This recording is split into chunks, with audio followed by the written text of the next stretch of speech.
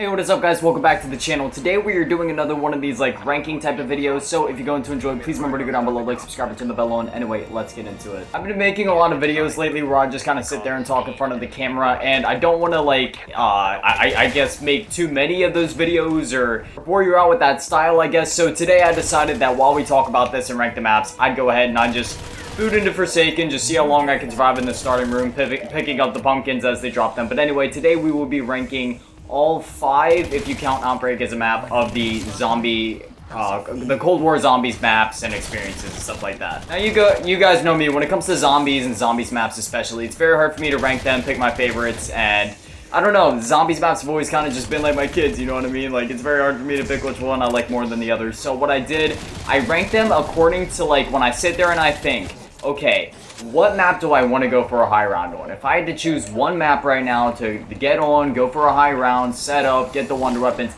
that's kind of what I had in mind, like the ideal zombies playthrough scenario. So at number 5 we have Outbreak. Now this kind of goes without saying, I am obviously much more of a classic zombies player. You know, I'm much more akin and used to the round-based style, and I much prefer it, to be honest. While there's nothing wrong with Outbreak and I can appreciate what it was trying to do, and it was actually a lot of fun, I have a lot of fond memories, you know, just playing it, trying to see how far I can get through the waves. It's just, would I rather play that or would I rather play any of the other Cold War Zombies maps is what it really came down to. And when I really thought about it, I didn't even have to think about it that much. I'd definitely rather play one of the other maps in Cold War. One thing I must credit Outbreak on though, the Easter eggs were really damn good, especially the original one with the Legion boss fight. In its entirety, I thought it was really cool how they implemented all the different regions into the Easter egg. I thought it was pretty freaking cool, but again, I'd rather play any of the other maps over Outbreak, if I'm being honest. Next up at number 4, we have Firebase Z. Now, this map, it's really damn good. I really like it. It has a completely different aesthetic from the rest of Cold War because D Machines, Daytime and Snowy, Forsaken and Mauer de Toten virtually look the exact same, which honestly, guys, I'm gonna be honest, I really didn't like that. I was hoping that Forsaken would look a little bit different, but honestly, like, if you show me gameplay of Forsaken and Mauer de Toten, it's very hard for me to tell the difference at first glance. They're both dark, stormy, it's, you know, but Firebase Z, again, aesthetically, is very different from a lot of zombies maps. It's really close to something like Shangri-La, and in terms of gameplay, it's a lot of fun. The raid cave was pretty cool, though a little underpowered, I feel, unless you really knew how to, like, I guess, properly use the wonder weapon.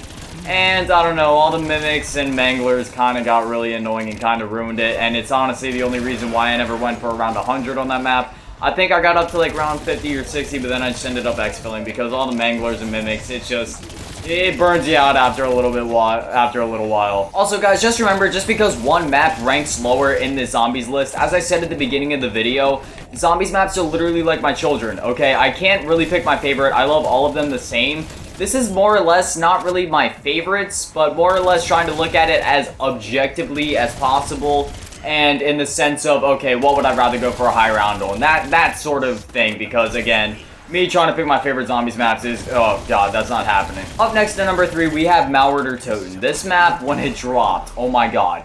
Was this not only ever, like, a breath of fresh air, but the fact that we had finally got a zombies map when this came out, oh my god. It just felt so great. We waited like 6 months between Firebase Z and Mauer de Toten, and when it came out, oh my god, it was so great, and going back and playing it now, I actually haven't played it since like the beginning of season 5, which, it's not for a particular reason, I just haven't gotten to play it, I guess, but no, yeah, still holds up, tons of fun, the Cerberus is great, getting to Klaus, okay, that is like one of the greatest additions, if not close to being the greatest addition in Cold War Zombies.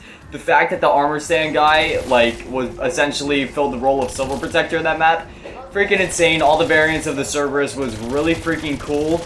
And honestly, number 3 and number 2 for me are very interchangeable. This is actually a type of ranking where it would just come down to the day that you're asking me. Like, today I'd say Mauer. Tomorrow I might say what my number 2 would be, you know, it switched with Mauer de Toten. And I mean, the Easter egg in the map, oh my god. Going back to Firebase Z for a moment. The Easter egg and the order fight in Firebase Z, that was freaking insane. One of my favorite Easter egg boss fights ever. And, like, the cutscene when you see order coming in, oh my god, that was so freaking cool. But anyway, going back to Mauer, the Valentina boss fight was pretty cool. And honestly, the only reason that number 3 and number 2 are in the places that they're at, and why number 2 is over Mauer de Toten, is probably it comes down to the Easter egg. I would say the boss fight in number 2 is a lot better in my opinion. Well, not a lot better, but a lot stronger, but considering the fact of when the map came out, you would only expect it to be so. Alright, I won't keep you guys in the dark anymore. My number 2 pick is Forsaken, the map we are playing right now. And again, when it comes down to this or Mauer, I have equal fun going for high rounds on these maps.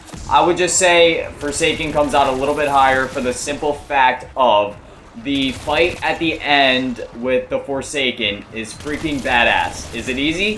Very much so. Do I wish it was more challenging? Yes, but am I fine with it? Of course. It's badass. It's fun. It's awesome. And the Easter egg ending, the reveal with Richtofen, it's just... It was freaking great. So for Easter egg alone and the fact that, you know, I don't know, there's something about Forsaken that draws me into it a little bit more, just with the cool freaking wonder weapon, the abomination and everything. I don't know, it comes out just slightly over Mauer, but I mean, again, these maps, they're all my babies. I love them all. I've said it a bunch of times because I need y'all to remember it. The whole game was great. Cold War was freaking great. Which leaves only one map left to be my number 1 pick, that being Die Maschine.